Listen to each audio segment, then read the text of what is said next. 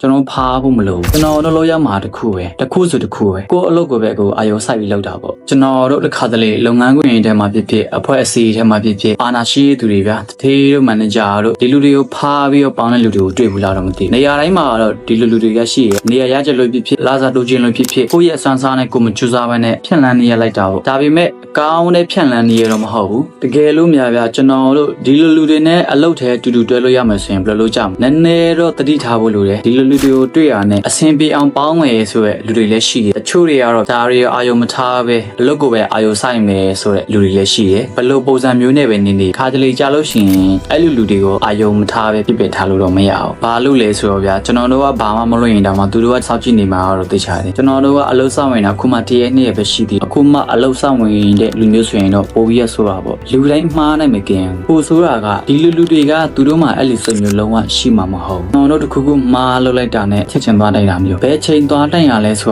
တော့တိလိုက်မှာမဟုတ်ဘူးတကယ်လို့ဒီလိုချင်းတွေကိုတွေ့ကြုံခဲ့လို့ရှိရင်ဒေါသမထွက်ပဲနဲ့စိတ်ကိုအေးအေးဆေးဆေးထားပြီးဖြည့်ရှင်ရကအကောင်းဆုံးနည်းလမ်းဖြစ်လိမ့်မယ်ဒေါသထွက်ရင်တောင်မှသူတို့ရှေ့မှာမပြတာပိုကောင်းတယ်ပြီးတော့အဲ့လူတွေကသူတို့ကိုသူတို့အမြဲတမ်းချီးကျူးပြောဆိုနေရတွေကိုတွေ့ရလိမ့်မယ်ဒီနေရာမှာသူကဘယ်လောက်ထိရေးပါကြောင်းသူတို့အလုပ်ဆောင်ဝင်တော့ဆိုရင်ဘယ်လိုမျိုးပြပန်းခဲ့ကြောင်းတွေကိုသူလာပြောလိမ့်မယ်ပေါ့တော်တော်လေးတော့တီးခံဖို့လိုတယ်ကျွန်တော်တို့လောက်ရမှာတခုပဲတခုဆိုတခုပဲကိုအလုပ်ကိုပဲကိုအာရုံစိုက်ပြီးလုပ်တာပေါ့ကျွန်တော်ဖားဖို့မလိုကျွန်တော်တို့ကဘယ်လိုလူမျိုးလဲဆိုတာကိုလည်းကိုယ့်ကိုသိရမယ်လူတိုင်းနဲ့ရောတော့ရင်ပါဖို့မလိုအပ်ဘူးကိုယ့်ရဲ့အရေးချင်းနဲ့ရိုးသားမှုကသာအကောင်းဆုံးဖြတ်လန်းနေဖြစ်လိမ့်မယ်